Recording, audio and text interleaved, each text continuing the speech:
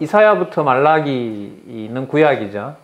구약인데 여호와의 메시아 언약 중에 하나인데요. 아까 이사야부터 말라기를 연결을 시키기 위해서는 앞부분에 나타난 욥, 시편, 잠언, 전도, 아가서, 그리고 모세, 다윗, 솔로몬, 지도자, 왕, 이스라엘 백성들의 통치자 인 왕에게 통치잖아요. 통치자니까 자손도 통치하는 거고 땅도 다스리는 거고 나라의 주권도 가지고 있는 그 왕이 장차 올 누구를 기다리는 메시아를 기다리는 기도를 하고 그분들이 언제 존재했다? 창세전에 그 이거 확증을 하면서 하나님은 이제 어떤 역사를 확증을 하시냐 하면 여기 보면 예언이 있습니다. 예언. 자, 이 예언은 언약하고 좀 다르고요. 물론 언약의 바탕을 둡니다. 창세전 언약의 바탕을 두는데 이 예언은 뭐냐 하면 좁힌 개념이죠. 구체적으로 다윗과 솔로몬이 를 통해서 기도했던 바 딱 좁혀지죠. 누구에 대한 언약? 메시아에 대한 구체적인 이루는 과정, 이게 바로 예언입니다. 그게 16명을 쓰신 거예요. 선지자들끼리 막 겹칩니다. 많게는 한 시대에 한 5명까지 겹쳐요. 한 시대에 좀 이렇게 말 표현이 그런데 여호와가 바쁘신 거죠. 한 시대에 한 4-5명을 보내야 되니까. 그러니까 이런 거죠. 에스겔은 이상을 보고 그 유대 땅에 와서 예언을 하면 다니엘은 붙잡혀간 상태에서 바벨론 왕의 2인자가 되어 있고 그리고 예레미야는 시드기야가 죽이려고 하는 남쪽 유다에서 예언을 하고 있고 이렇게 선지자들이 막 겹칩니다. 그리고 예를 들면 여기 나홈이나 하박국이나 스바냐는 또 자기가 있는 지역에서 예언을 하고 있고 어떨 때는 한 명이지만 어떤 시대는 한 5명이 겹치면서 자, 앞으로 연결을 시켜야 돼요. 다윗과 솔로몬을 통해서 장차 올 메시아가 전능성, 신실성, 주권성, 영원성, 자비성을 자기들은 못했지만 왜 나라가 망했으니까요. 그리고 인간의 몸으로는 불가능하잖아요. 그러니까 솔로몬과 다윗은 장차 올 메시아가 분명하다는 걸 기도했기 때문에 그걸 하나님께서 누구를 불러서 선지자들을 불러서 반드시 오시는데 요런 과정을 통해서 오신다라는 사실을 16명의 증인을 세웠다 보시면 돼요. 그러면 이사야로 시작을 하잖아요. 앞으로 어떤 강론도요, 목사님? 이사야를 들어가는데 욥, 시편, 잠언, 전도, 아가서를 가지고 안 들어가면 틀린 강론이에요. 성경 신학에서는. 이건 쉽지 않죠.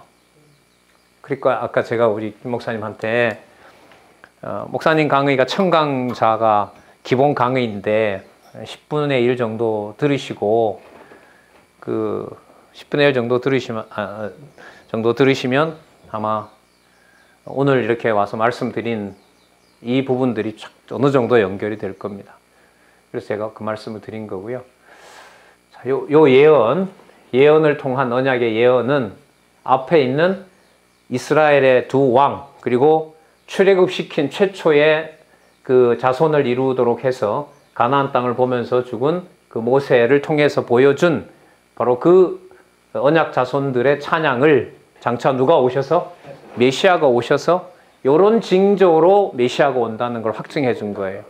간단하게 말씀드리면 다시 욥, 시편, 잠언, 전도, 아가서가 딱 마무리가 되면서 따라서 이사야 1장입니다. 이렇게 들어가야 돼요. 근데 그런 얘기는 못 들어봤잖아요, 우리가. 이게 그래서 종교개혁 500년 후에 야벳은 문서설로 던져버리고 잘 사는 유럽으로 만들어버렸고 잘 사는 아메리카로 만들었고 여기에는 셈족의 여호와를 찬양하는 일이 벌어지면서 오히려 이제 야벳과 함이 셈족의 여호와를 배우러 오는. 저는 이제 궁금한 게 아프리카에도 그 모슬렘이 많잖아요. 인도네시아도 모슬렘이 많고 모슬렘도 아브라함 후손이고 이방 열방이긴 하고 그런데 앞으로 이제 이 성경 신학이 예루살렘에는 2016년에 이 책이 번역이 됐어요. 2,000권. 어디 가 있는지는 몰라요. 어디 소식도 아직 안 오고 있지만은 영어로요? 히브리어로. 히브리어로. 히브리어로. 2016년에 3년 전이에요. 어느 날 갑자기 누가 왔는데 그분이 목사님한테 이거 번역해서 가져온 거예요. 근데 그분은 재밌어요. 그분은요 유대주의로 들어갔어요 지금. 뭐가 뭔지를 잘 모르겠어요. 우리가 볼 때는 우리 소중하잖아요. 이걸 지금 풀어드리는 건데 얼마나 소중해요. 근데 그분은 하고 같이 이제 복음 전도 사역을 하면 좋겠다 했는데 하나님께서 그 책 번역해주고 기독교에 뿌리는 유대주의다. 그래서 유대교로 돌아갔다고 그러더라고요. 한 3주 전에 듣기로는. 자, 어쨌든 요거요. 찬양을 통한 언약. 아가서 8장이 요렇게 불변의 사랑으로 끝나기 때문에 이사야 1장 1절이 요렇게 됩니다. 요 설명을 해야 되는 거죠. 자, 그건 이제 본문에 들어가면 알 수가 있습니다. 16명 써서 합니다. 자, 그러면 여기서요. 대선지자와 소선지자의 그 예언 시기가 언제냐면 이게 역사적 순서가 아니에요. 이게 뭐냐면 이사야, 예레미야, 에스겔, 다니엘이 순서가 맞긴 하지만 예레미야와 에스겔은 시대가 겹치기도 하고요. 그 다음에 다니엘은 시간으로 보면 에스겔보다 먼저 일어난 사건이기도 하고요. 하여튼 그래서 무슨 말씀을 드리려고 하냐면 선지서의 순서가 역사적으로 풀어나가면 틀려요. 전제 조건을 역사적 순서로 이걸 매겨나가면 틀리다고. 근데 왜 요즘 인터넷이나 보시면 아시겠지만 도표 쭉 만들어가지고 시대마다 선지자 녹화죠. 그거 보시면 헷갈려요. 안내는 하지만 이 책도 안내를 합니다만은 틀을 먼저 잡고 그때마다 이제 설명을 해야 돼요. 자, 다시요. 아가서 8장 14절이 그렇게 끝나므로 이사야 1장 1절이 그렇습니다. 이렇게 시작해서 그래서 말라기 4장 마지막 절이 이렇게 끝납니다. 해서 누가 오시는 약속이 완벽하게 마무리돼야 돼요. 여호와의 누구 언약? 메시아 언약 딱 마무리가 돼야 돼요. 자, 그러면요. 자, 섭리를 통한 언약의 바탕을 두고 욥기서가 시작이 됐고 아가서의 마무리를 하고 이사야가 시작이 됐다면 말라기가 마무리되면서 뭐하고 연관이 돼야 돼요? 마태복음 1장 1절과 연결이 돼야 돼요. 큰 틀에서 보면 마태복음 다음에 말라기 다음에 마태복음이 나와야 돼요. 자, 그러면 크게 보면 이렇게 되겠죠. 마태복음 1장 1절을 읽으려면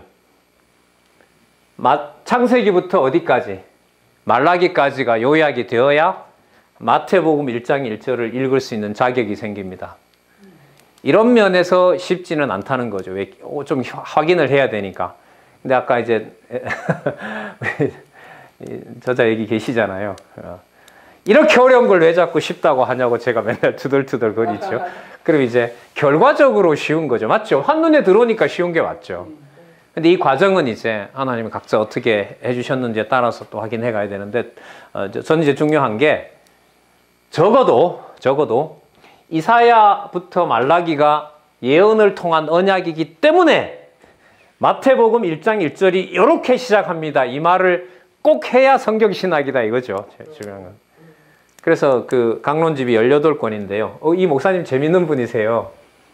강론집 1권, 2권, 3권, 4권, 5권, 6권, 7권, 8권, 9권, 10권, 11권, 12권, 13권, 14권, 15권, 16권, 17권, 18권 요 강론집이 어디에 해당되는 책이 다 적어 놓으셨어요, 이분이. 그러니까 여기 보면 강론집 1권은 여기까지 가네요.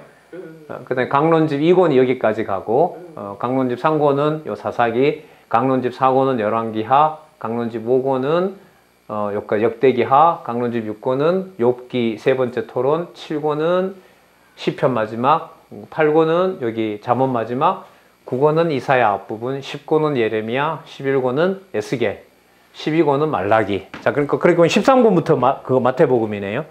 그러니까 구약은 12권, 신약은 13, 14, 셋, 넷, 다섯, 6권 이렇게 해서 18권으로 되어 있습니다. 요 13권 그러니까 목사님이 참고할 만하죠. 요즘 마태복음 강론하는데 이러면 우선 13권을 부탁을 해야겠죠.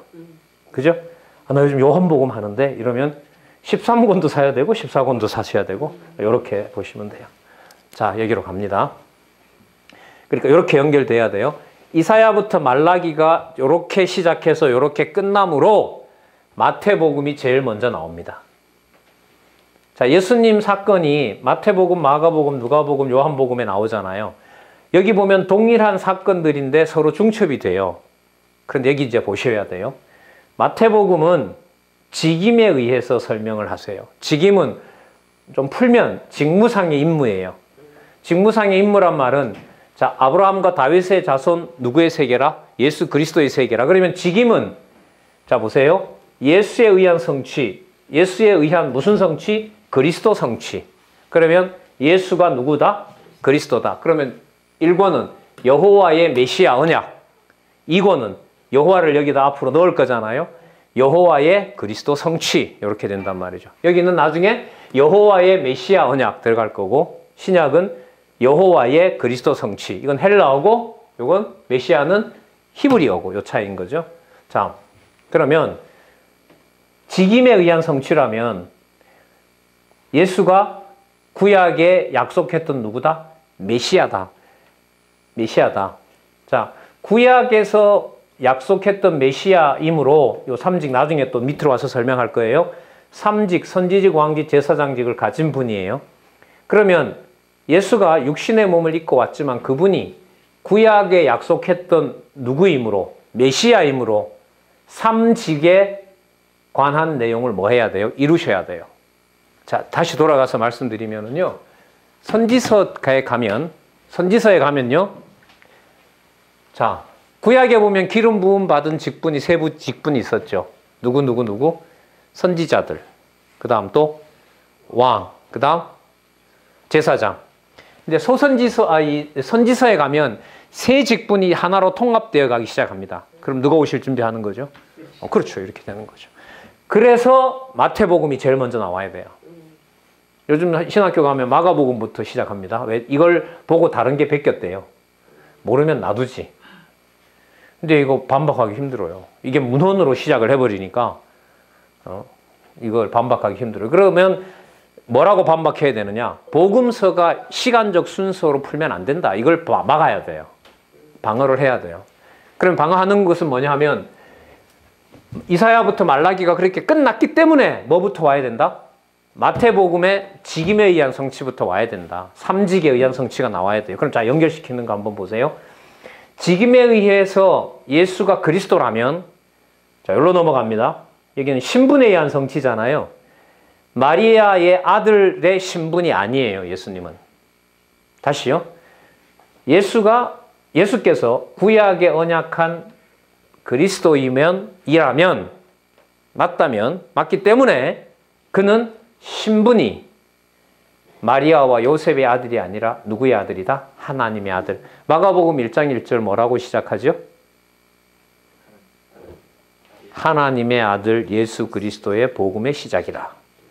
이게 마가복음의 핵심입니다. 자, 그 다음 목사님들, 자, 이렇게요. 삼직을 가진 메시아이므로, 자, 연결을 하나, 마리아와 요셉의 아들이 아니라 그 신분이 누구의 아들이다? 하나님의 아들이다. 자, 또 보세요. 하나님의 아들이므로 모든 하는 일이, 사역이 일이잖아요. 모든 하는 일이 누구의 사역이다? 갖고 들어옵니다. 하나님 아들의 사역이다. 이렇게 됩니다. 하나님 아들의 사역을 함으로 그분의 본성은 인성이다, 신성이다? 신성이다. 요 순서 건들면 안 돼요. 절대로 안 돼요, 이거. 근데 이거 다 흔들어 놨어요. 우리 그 위대한 종교개혁자 칼빈도 마태, 마가, 누가를 섞어서 공간복음 만들죠. 하나님이 무서운 카드를 썼어요. 절대주권, 오직 성경을 얘기했던 칼빈이 이걸 묶어요. 이걸 손을 대요. 그 이후 다 손대요. 마태, 마가, 누가 섞어요. 그러다가 섞어도 안 풀리니까 마가복음부터 공부하자고 해서 마가복음부터 하라고 해요. 이게 지금 유럽 신학의 현 주소입니다. 우리 유학 가면 그거 배워요. 그러니까 아들 유학 간다고 해도 좋아할 사안은 아니에요.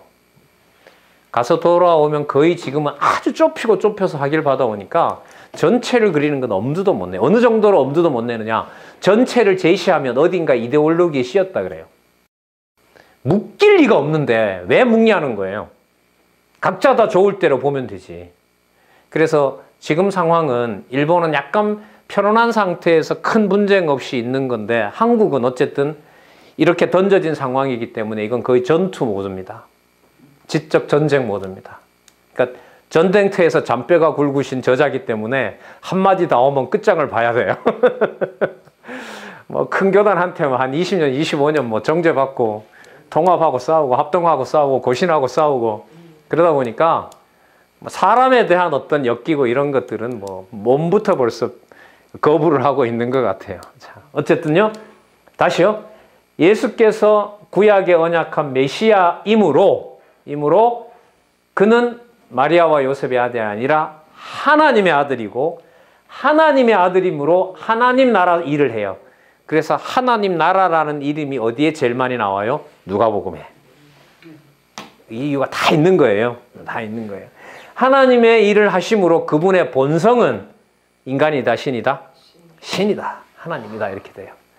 자, 여기서 예를 하나 들어드릴게요. 이제 나중에 내려가서 또 설명을 드릴 텐데요.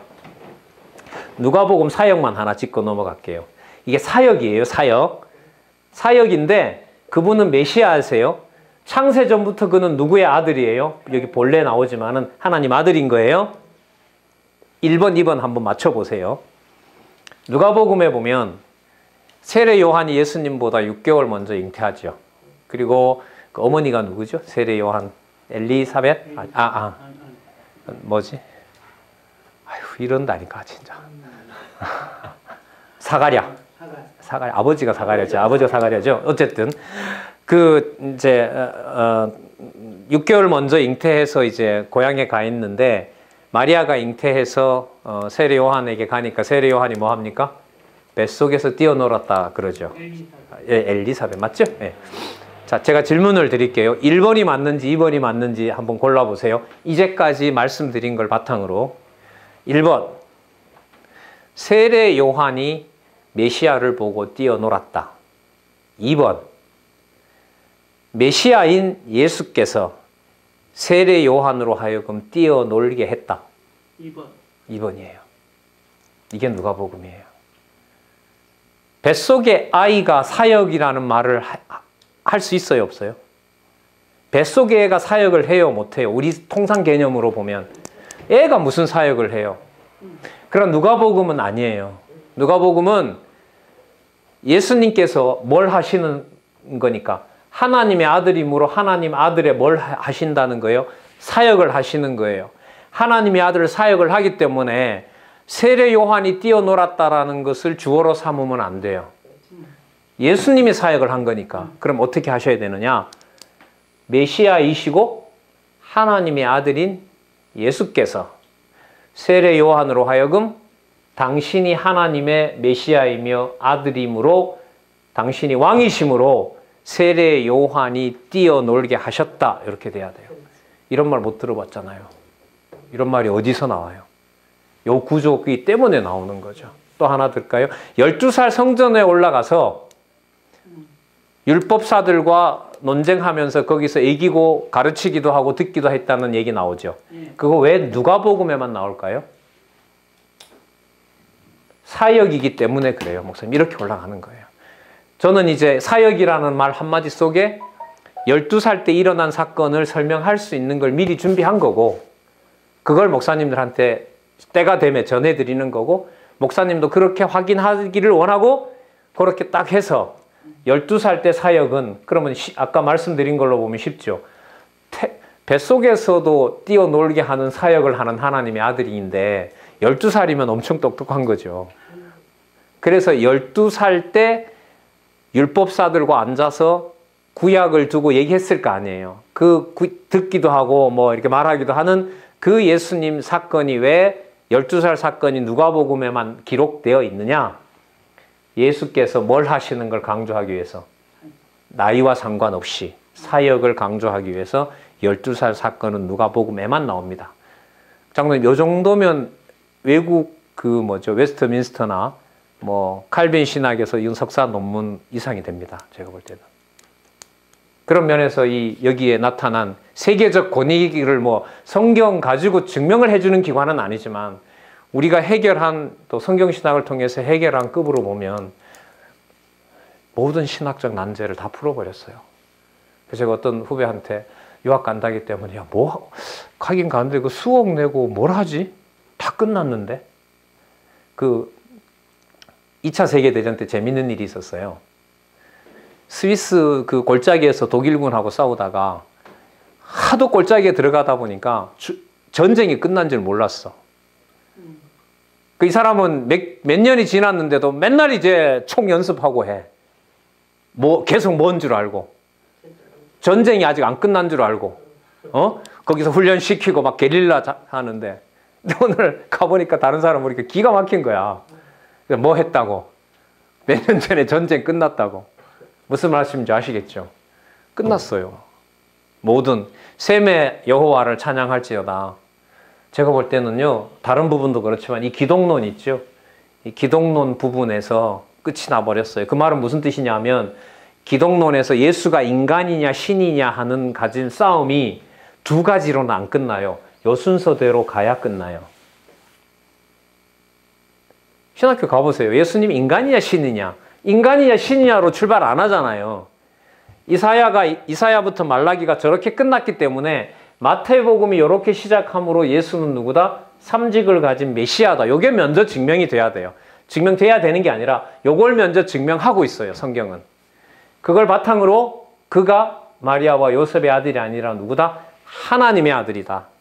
하나님의 아들이므로 누구 사역을 한다? 하나님의 사역을 하신다. 그게 하나님 나라잖아요. 그러면 하나님의 아들이므로 나이와 상관이 없죠. 그래서 잉태했는데도 야, 내가 왕으로 왔으니까 너 뛰어놀아. 이거잖아요, 그게. 12살인데 나이와 무슨 상관이 있어요? 예를 하나 더 들게요. 예수님께서 강도를 나와 함께 낙원에 있으리라고 했던 사건이 어디에만 나와요? 누가복음에만 나와요. 자, 무슨 말씀 드리려고 하냐면 십자가에 죽어가는 예수님이 사역을 해요, 못해요? 통상.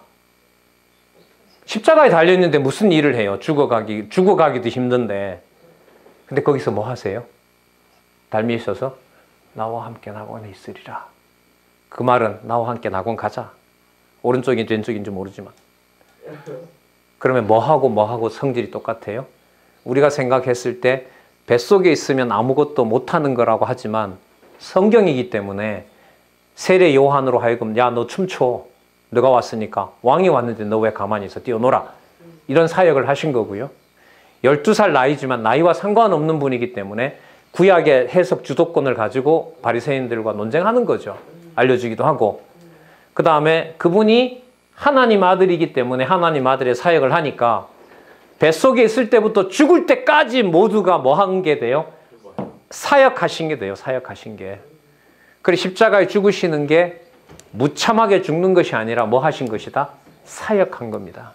그래서 죽는 일이 패배가 아니에요. 예수님께는. 죽기까지 복종하셨으니 십자가에 죽으심이라. 빌립보서 2장 7절. 그게 여러분 자, 그러니까 목사님은 좀 이제 엄격한 선을 좀 그어 나갈게요. 마태, 마가, 누가, 요한의 이 순서를 배제하고 서신서의 해석, 예수 그리스도와 관련된 해석들이 지금 본문들이 다 나오는데 그 해석이 가능할까요? 가능하지 않을까요? 이걸 빼고 가능할까요? 안 할까요? 안 돼요. 할 수가 없어요. 왜 그러냐? 예수님 관련된 마태, 마가, 누가, 요한을 읽으면서 내가 지금 마태, 마가, 누가, 요한을 제대로 공부하는지의 증거가 뭐냐 하면 사건을 읽을 때마다 어느 부분들이 많이 생각나야 된다? 구약에. 구구절절마다 혹은 개념 하나마다. 왜냐하면 예수님이 그 교수법이 뭐예요? 묶어내는 거잖아요. 모세의 글과 선지자의 글과 시편에서 나를 가리켜 기록한 거다. 성경에서 나를 영생을 넣는 줄 알고 생각하거니와 성경은 나에 대해서 증거하는 것이로다. 그래서 인문학의 정점은요, 무슨 얘기를 들어보고 한마디로 요약하는데 어떤 방법에 있어서는 본질이 있어요. 학교 다닐 때 보면 저 새끼 저거는 맨날 떠들어. 근데 저게 입만 열면 다 그냥 소란스러워져. 근데 말을 저 자식은 안 해. 근데 딱 한마디 해. 그럼 애들이 다 조용해져. 경험 있으시죠? 이 목사님은 아마 후자에 들어갈 것 같아. 딱 애들이 하면 야 잠깐만 딱 하면 애들이 그냥 찬물 끼얹듯이 조용해져요. 무슨 능력이죠? 포착 능력이죠. 남의 동네 얘기해서 죄송한데요. 그 독일 철학자 헤겔이라는 사람이 들어보셨죠? 변증법. 그 헤겔이라는 철학자가 철학은 뭐냐? 진정한 철학은 철학을 힘있게 구사하려면 그 시대를 하나 개념 속에 담는 게 철학이다. 철학이 그러니까 매력이 있는 거예요. 성경을 모르면. 그러니까 뭐 속에? 변증법이라는 개념 속에 자기가 사는 시대에 수천 가지 사건들을 다 담아내겠다는 거야. 그러니까 언어에 제일 욕심이 많은 자들이 불교는요, 교라기보다 그건 사상이거든요. 그러니까 불교라든지 뭐 유교보다가는 도교라든지 철학이라든지 이런 것들이 바로 뭐냐 하면 한마디 속에 그 시대 사상을 다 담겠다는 거예요. 오만한 거죠, 사실. 근데 가만 보면 그게 누구 얘기예요? 여호와의 계시. 창세전 여호와께서 언약하시고 성취하시는 이 전체 구도가 우리 올라간다는 말은 개념이 늘어나요? 좁혀져요? 좁혀지죠. 결국 뭐만 남아요? 여호와 계시. 더 줄이면 여호와. 요 낱말 하나로 딱 모아지는 거잖아요. 자, 여기 한번 더 갈게요. 메시아이심으로 하나님의 아들이시고 하나님의 아들이심으로 하나님 나라 일을 하시고 하나님 나라 일을 하심으로 그분의 본성은 성육신 하신 모든 것은 태초에 말씀이 계시니라 그러면서 아버지께 간다하신 것처럼 그의 본성은 인성이 아니고 뭐다? 신성이다. 자, 이게 얼마나 재미있는 줄 아세요? 신학교 들어가면 기독론을 여기서부터 다뤄요. 이게 결론이 날까요, 안 날까요? 인성이냐 신성이냐 이거 여기서 가요. 인성이냐 신성이냐를 성경은 어떻게 안내해요? 메시아인지 아닌지부터 설명해요. 그 다음에 신분을 설명해요. 신분에서 제일 중요한 건 좀 이따 여기 가서 말씀드릴게요. 왜 낮아졌느냐. 사역 아까 설명 어떻게 할 건데요, 그거? 왜 누가복음에만 예수님이 세리 요한이 뛰어노는 게 나오고 12살이 나오고 다른 것도 나옵니다. 다른 게 있어요. 그리고 우편인지 좌편인지 강도 하나 보내는 게 왜 거기만 나올까? 그거 해명해야 되고요. 그 다음에 뭐가 나오냐? 본성이 신성이다. 이렇게 나오는 거죠. 자, 그러면 요한복음 14장 15장에서 뭘 약속하죠? 처음에는 예수님이 뭐라 하시냐면 아버지께서 보낼 성령이 오면 이렇게 말합니다. 아버지께서 보낼 성령이 오면 이렇게 말하는데 한마디 또 하세요. 그 14장에서는 아버지께서 보낼 성령이 오면 너희들을 진리의 길로 인도하리라 이렇게 말씀하시는데 15장에 가면 내가 아버지께로부터 보낼 성령이 오면 그럼 그 한마디 속에 뭐와 뭐가 다 들어가요? 내가 아버지께로부터 보낼 성령이 오면 자, 이 말 중요해요. 지금 예수님이 이 말 속에는 누구가 다 함께 있어요. 이른바 삼위 하나님, 성부, 성자, 성령 하나님 다 있죠. 내가, 성자가 아버지로부터 성부 하나님, 성령이 오면 그럼 성령이 왔다는 것은 누가 사역하고 있다는 증거가 되죠. 아버지와 내가. 자, 왜 이런 말씀을 드리냐 하면 약속하신 대로 이제 11장까지 계시고 12장에 가셔서 누가 오세요? 성령이 오시잖아요.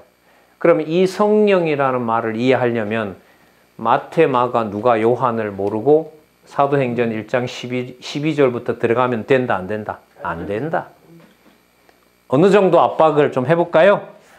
사도행전 1장 12절에 뭐 마가의 다락방에서 모여 기도하매라는 걸 읽을 자격은 마태복음부터 사도행전 1장 11절까지가 머릿속에 혼해야 됩니다.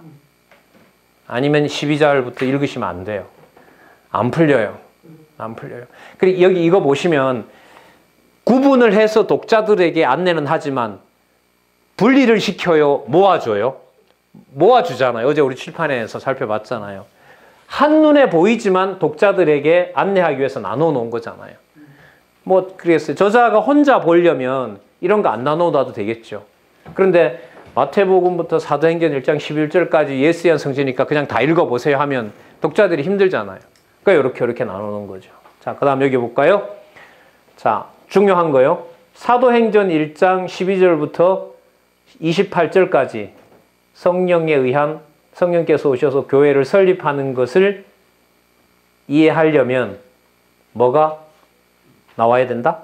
마태, 마가, 누가, 요한이므로 사도행전 1장 12절부터 28절이 교회 설립이다. 이렇게 되는 겁니다. 자, 교회 설립 다음에 뭐가 나오죠? 로마서부터 갈라디아서죠. 목사님 이것도 재밌지 않아요? 보통 사도행전은 떼요. 로마서부터 갈라디아서를 한 세트로 봐요. 어제 그러니까 목사님이 저는 로마서를 참 좋아하는데요 라고 했잖아요. 제가 볼 때는 이제 제가 만약에 그 목사님 그렇게 했을 때 제가 질문을 드린다면 그런데 왜 사도행전 다음에 로마서가 나오죠? 제가 이렇게 물어볼 거죠. 왜? 제 머릿속에 여기에 있으니까. 그리고 또 근데 목사님 로마서를 참 좋아하시는데 왜 로마서 다음에 갈라디아서도 아닌 고린도 전후서가 나오죠? 이걸 이제 저는 미리 이 책을 통해서 배우게 된 거죠. 그러면 일단 이게 확인이 되어야 내가 로마서의 어느 부분을 쓰더라도 어느 맥락에서 안 벗어나요.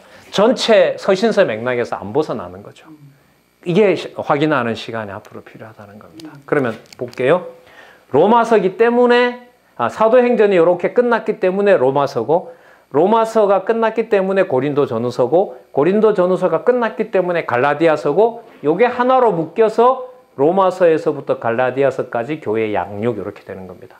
목사님들 여기 시간 순서는 아니에요. 무슨 뜻이냐면 여호와께서 성령께서 교회를 설립해 주셨으면 그 성령께서 교회를 세워 주셨기 때문에 뭐도 해 주신다? 양육도 해 주신다 이거예요.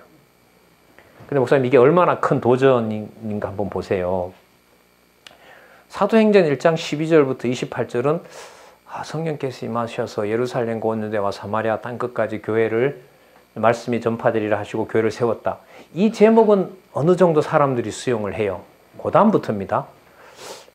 로마서부터 고린도전후서, 갈라디아서를 세 개를 묶는 것 자체가 이제까지 없었단 말이에요. 이런 연구 방법도 없어요.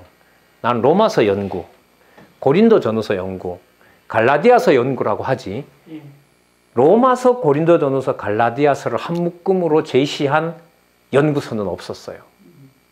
그러면 목사님 이걸 하나로 묶기 위해서는 먼저 뭐가 만들어져야 돼요? 수평적인 게 논리적으로 연결이 돼야 되잖아요. 우리가 지금 설명해오는 방식으로 보면 로마서기 때문에 고린도전후서고 고린도전후서기 때문에 갈라디아서이므로 로마서, 갈라디아서는 교회 양육이다. 이렇게 증명을 해야 되는 거죠.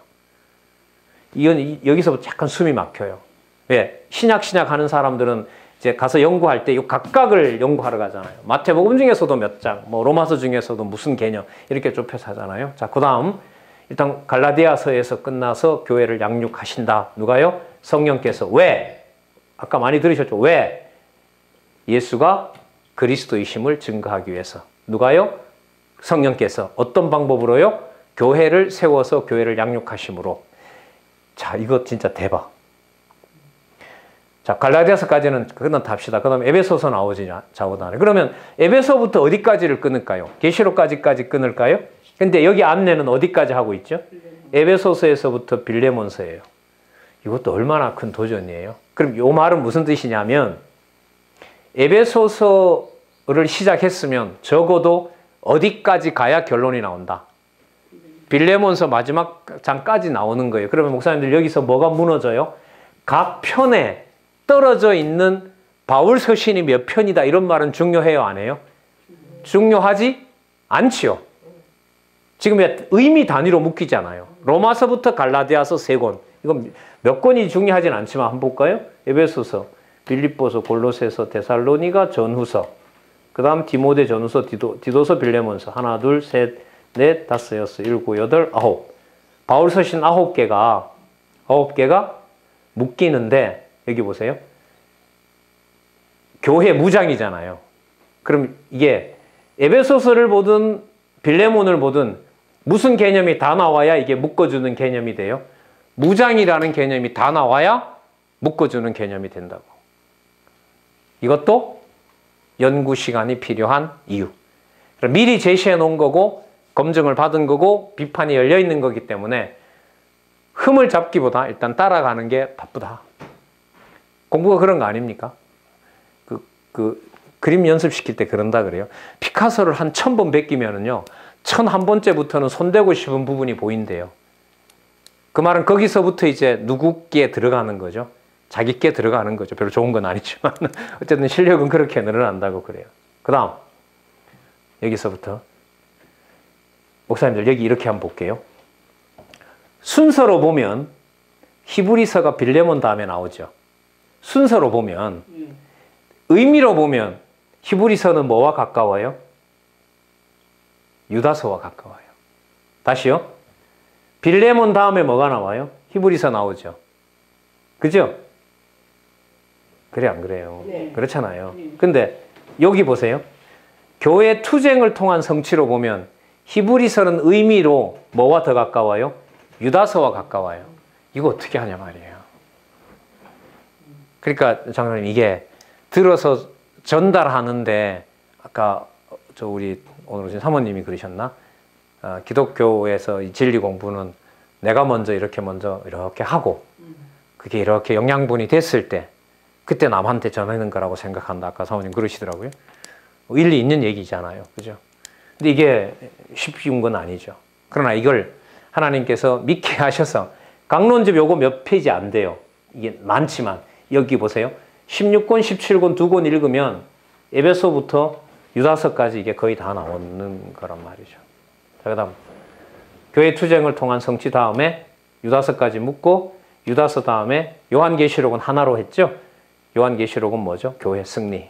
자, 그럼 다시 한번 말씀드리면 성령께서 임하셔서 교회를 세우도록 하시고 세운 교회를 통하여 양육하시고 양육하신 교회를 무장시키시고 이게 진리투쟁이잖아요. 진리투쟁. 다윗 왕이 예루살렘에 도읍을 하고 솔로몬 때까지 다윗은 계속해서 손에다가 피를 흘리죠. 뭐 한다고? 약속의 땅 정복한다고. 뭐 그 개념으로 보시면 돼요. 땅 끝까지 내 복음의 증인이 되리라는 게 칼과 총으로 정복하는 건 아니죠. 그죠? 여호수아야 죽이면서 갔지만 지금은 우리가 사람 죽이는 게 정복 아니잖아요. 근데 이제 그 사일런스 배경이 어디죠? 나가사키? 나가사키 예수의 그 사람들이야 교황의 뭐 똘만이라 그래야 되나요? 교황이 좋아하는 일을 하니까 수단과 방법, 스페인 대포까지 동원해서 어떻게 보면 일본에다가 총뿌리를 들이대고 억지로 한 손에는 성경 들고 한 손에는 이제 교황 교리서 들고 한 손에는 칼 들고 믿을래 죽을래 이렇게 해서 침범을 하지만 신학교의 시대는 그건 아니란 말이죠. 네. 그리스도가 그런 방법으로 칼을 든 자는 칼로 망한다고 했으니까 총칼을 가지고 권력을 등에 업고 기독교를 전한다. 이거는 성경의 기독교는 아닙니다. 그건 아니에요. 근데 이 부분이 정리될 때까지 젊었을 때 뭔가 이렇게 좀 불의를 물리적 힘으로 뭔가 좀 해소하고 싶을 그런 상황으로 오면 그것도 쉽게 몇 년 안에 되는 건 아니더라고요. 갈등을 하고 또 말씀 보고 그런 과정이 이제 정리가 되더라고요. 자, 그래서 무장시킨다라는 것이 물리적 무장이 아니라 이 무장에 관련된 개념을 좀 미리 말씀드리면 에베소서의 6장 11절 13절에 가면 전신갑주를 입으라 나오죠. 네, 그게 이 무장이에요. 그래서 목사님들 여기 교회 설립을 통한 성취, 교회 양육을 통한 성취, 교회 무장을 통한 성취라고 했을 때 이 의미가 이대로는 본문에 안 나와요. 근데 어디에 바탕을 두고 보면 성경에 바탕을 두고 위로 올라와 보면 사도행전은 교회 설립을 통한 성취예요. 이게 확인해야 될 사안이죠. 그럼 왜 교회 설립을 하시고 양육하시고 무장하시고 또 여기 보면 투쟁하게 하느냐? 부활 승천하신 그 예수께서 구약의 언약한 누구다? 그리스도라는 사실을 성취하기 위해서. 자, 그러면 목사님들 한번 볼까요? 오늘 목사님들 교회에서 무장 가지고 아까 투쟁 가지고 해볼게요. 목사님들 교회에 여기는 뭐 여호와 증인이 많이 들어와 있다 그랬나? 여호와 증인이 와서 우리 교인들 90%를 싹 데려가 버렸어. 교회 투쟁에서 표면적으로 보면 진 것처럼 보이죠. 그러나 교회를 누가 세운다는 것은 더 분명히 증거됐어요. 성령께서 세운다는 건 더 증명이 된 거예요. 그런 의미에서 그 사건을 나쁜 것이라고만은 말할 수 없어요. 나한테 치명적인 손해지만. 저렇게 10년 동안 길러놓은 청년이 직장을 얻고 갔더니 그것도 다른 비진리로 빠져버렸어. 나야 상심이 크고 나는 양육이 실패한 것처럼 보이지만 뭐는 더 또렷해져요? 성령께서 세우시고 성령이 키운다. 그럼 목적이 뭐로 돌아갔어요? 그 청년이 잘 자라서 양육 잘 돼서 여호와도 찬양할 수 있지만 그 청년이 배신하고 가버렸어도 성령께서 세운다라는 것을 뼈저리게 뭘 가지고 주권성을 가지고 깨닫는 계기가 된 거죠. 그러면 뭐가 없어요? 교회는 최악이라는 게 없는 거예요. 막말로 육신 몸에 가지고 있는데 뭐 죽기밖에 더 하겠습니까? 이걸 우리는 지난 시간부터 약속대로 이걸 넣어볼까요? 약속대로 교회를 설립해서 양육을 시키는데 누구 방법대로 해요? 주 예수 그리스도 방법대로 하세요. 그래서 이 교회 투쟁, 그 다음 이 승리에 가서도 마찬가지인데요. 교회 승리 중에 19장과 20장이나 20장 1장에 가면 천년왕국 여기죠. 예수님 재림하셔서 천년왕국에 에덴 동산에서 상실했던 걸 여기서 이루시거든요. 이때 이제 생명과도 먹고 맛도 보고 아직 최후 심판이 남아있긴 하지만요. 그 먹었던 것을 잠시 누구한테 또 맡겨요? 사단한테 맡겨요. 이것도 사실 앞으로 일어날 일이지만 끔찍한 일이죠. 천년왕국에 악이 없어진 시대인데 진짜 하나님의 그 선한 백성으로 전부 번성했는데 그걸 누구에 대해 맡긴다? 사단에게 맡긴다. 왜요? 뭘 해야 되니까?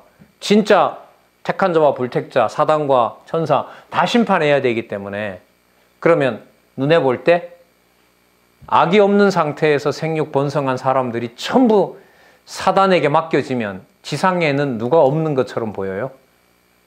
여호와 존재하지 않죠. 왜? 지상에 있는 모든 교회가 어디에 들어갔는데? 사단의 종로로 타는데. 그러니까 어느 누구도 누가 없다고 할 때 오신다 그래요.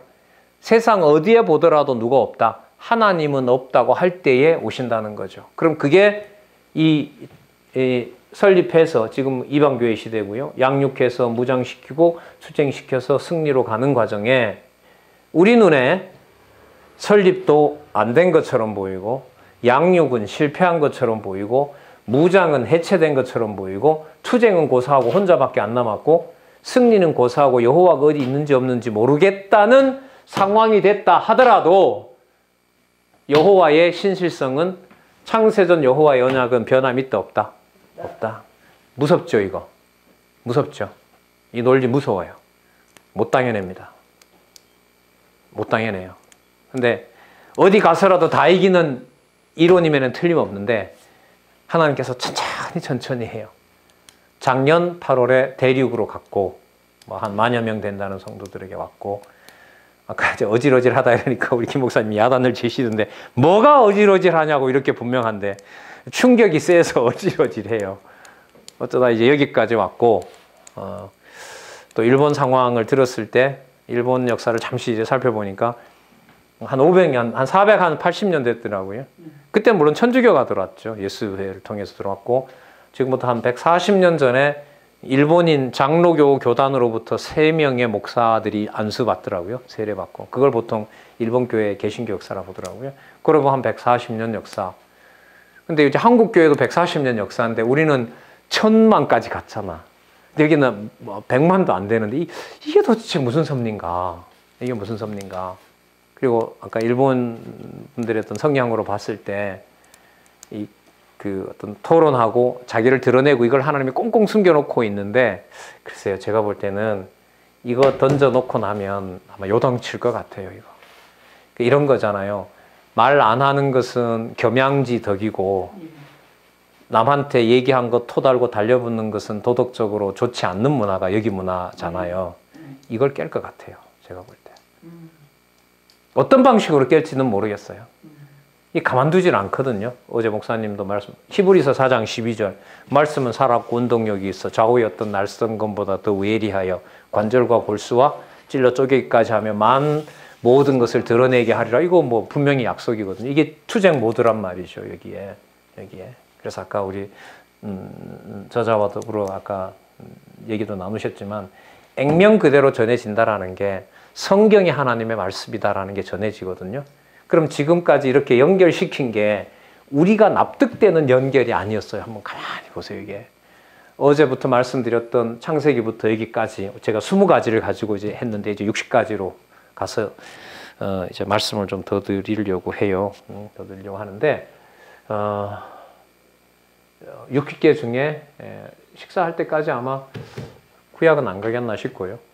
신약은 식사하고 1시간 정도 하고요. 1시간은 또 전체적으로 정리하고 하면 어쨌든 저자를 통해서 한번 들으시고 이렇게 지금 한번 왔고 그 다음에 또 한번 내려와서 하고 전체적으로 한번 하면 어쨌든 창세기부터 계시록까지 4번 하고 가는 거예요. 이런 신학교 강좌는 없어요. 한 학기 3년 6학기 아니 3학기 3년 해도 이렇게 묶어주는 데는 없어요.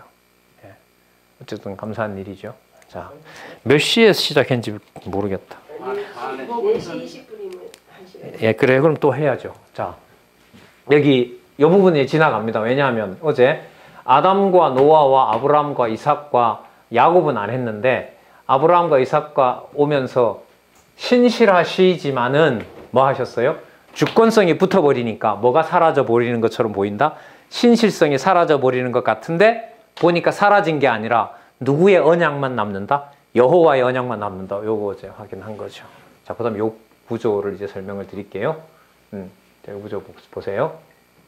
언약, 자, 이렇게 아까 했었죠. 자손 언약을 성취하도록 섭리라는 말 중요하다 그랬죠. 꼭 붙어야 된다 그랬죠. 우리 이 성경 신학에서는. 언약하고 성취하는데 누구 방법대로? 여호와의 방법대로 하기 때문에 그게 섭리 속에 숨어 있다. 그래서 언약과 성취, 섭리사. 이건 너무너무 중요한 개념이에요. 자, 그러면 자손 언약을 성취하도록 섭리하시기 위하여 언약 자손 번성했다. 논리적으로 연결되죠. 중간에 빼볼까요? 그러므로 광야 시련을 해서 60만 그대로 이었다. 말 되죠? 연결되죠? 그러면 얘는 뭐냐? 그럼 질문이 이래 되겠죠? 왜 언약 자손을 번성시키고 광야 40년 동안을 들어가기 전에 왜 신의 산 언약을 줬을까? 이른바 율법을 왜 줬을까? 그러니까 이 율법이 뭐와 뭐 사이에 있어요? 자, 자손 언약 성취 섭리가 세 부분으로 되어 있는데 그 중간에 뭐가 있어요? 신의 산 언약이 들어가 있죠. 그럼 질문이 이렇게 돼요. 백성들이 출애굽하고 해방의 찬송을 부른 후에 왜 출애굽기, 요것도 재밌죠. 출애굽기 이러면 보통 출자 때문에 뭘 떠올려요? 출애굽기가? 출애굽한 것 떠올리죠. 이것도 진짜 왜 싹 지워버리세요. 아니에요. 출애굽은 18장에서 끝납니다. 19장부터는 모세를 어디로? 시내산으로 오라는 거예요. 그러니까 출애굽기 19장은 어디에 가까우냐? 레위기에 가까운 거예요. 진짜 이 틀 다 깨요, 이거. 진짜. 유대인들 오경호경하죠? 아, 진짜 이거 유대인들 나중에 들어가서 믿어지면 자살해요. 수천 년 구도를 깨는데, 가끔 예를 들지만, 어제 들었나요? 아프리카 시커먼 애가 왔는데 우리 집 계보를 나보다 더 잘 알아. 내 증조부, 고조부를 어디 자료를 뒤져가지고 나한테 설명을 해. 그리고 왜 내 조상을 배우려면 누구한테 와라? 아프리카 자기한테 오라는 거예요. 살리겠어요, 이거? 죽어야지. 진짜 이거 그 뭐지? 원자폭탄? 예. 목사님, 원자폭탄이 일본 망하게 한 겁니까? 재건시키는 계기가 됐습니까? 이게 쉬운 대답은 아닌데 무슨 의미인지 아시겠죠? 전 그게 성경신학인 것 같아요. 제가 지금 오기 전부터 지금까지 계속 하나님 왜 일본이죠? 하나님 왜 일본이죠? 왜 이런 나라죠? 여기 와서 왜 이런 사람들을 만나죠? 직접은 아직 아니지만 이거 보세요. 출애굽하고 난 다음에 광야로 들어가기 전에 뭘 줘요? 이른바 신의 산 언약을 줘요. 자, 이거 진짜 보통 일이 아닙니다. 설명을 드려볼게요. 자손이 애가 태어나면, 자, 출애굽하면 애가 태어나면 제일 먼저 뭐 하죠? 일본에서? 일본도 출생신고 하죠? 예. 한국도 하죠? 일본은 며칠 만에 해야 돼요? 한 달? 한 달요? 예. 부모 입장에서 보면 그 출생신고 반드시 해야죠. 왜 해야 돼요, 장로님? 국가에서도 하라 그러고, 자, 주민등록 번호를 발급받는 순간 걔는 이 땅에 태어났기 때문에 일본 헌법이 보호해줘요. 맞습니까? 대한민국에 제가 애를 낳아서 출생신고를 하면 헌법 대한민국은 민주공화국이다부터 시작된 민형사 사상의 모든 법을 걔가 보호받는다는 증거가 출생신고고 받는 그야말로 주민등록증이에요. 주민등록증이야 뭐 17살이 나오지만 출생신고 고유 번호죠. 무슨 말씀이냐면 출애굽하기 전까지 누구 백성이었어요? 바로 백성이었잖아요. 맞죠? 바로 백성이었죠. 근데 누구 백성이에요? 이 사람들은? 여호와 백성이죠. 여호와 백성임을 증명하려면 아까 얘기대로 뭐의 법을 받아야 돼요?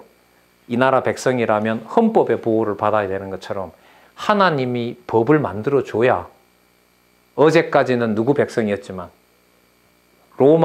바로의 백성이었지만 누구 백성인 걸 확증해줘요? 여호와의 백성임을 확증해주잖아요. 그래서 출애굽한 다음에 강을 건너서 더 이상 돌아갈 수도 없는 땅에 광야에다 데려다 놓고 뭘 줘요? 너 내 백성이야. 증거가 뭔데요? 일로 와봐. 준 게 돌판이에요. 그래서 질문이 왜 출애굽한 다음에 홍해를 건너서 백성들이 모으고 15장에 가서 구원의 찬송을 하게 한 다음에 왜 신의 산으로 올라오라고 했지? 그게 수평적으로 가는 거 아니에요. 의미가 뭐냐 하면 잘 보세요. 이제 연결을 시켜볼게요. 여호와께서 언약하신 대로 자손 언약을 성취하는 섭리를 하시기 위하여 언약 자손을 번성시켜서 요거 좀 쓸까요? 해방시킨 백성이 내 백성임을 확증하기 위하여 헌법을 주셨다. 법을 주셨다. 그러면 법은 뭐에 확증이 됩니까? 자손 언약임을 확증해 주는 것이 뭐가 돼요? 신의 산 언약이고 여기 이 자리에 와야 돼요. 그런데 율법의 특징이 뭐냐 하면 십계명을 예로 들게요. 나 외에 다른 신을 섬기지 말라 하잖아요. 두지 말라 하잖아요. 그러면 다른 신을 섬기면 어떻게 돼야 돼요? 죽이죠. 그죠? 그러면 율법 속에는 뭐와 뭐가 있어요? 죽이는 것도 있고 지켜서 살리는 것도 있는 거예요. 그러면 법을 줬잖아요. 내 백성의 기준을 여기서 마련했죠.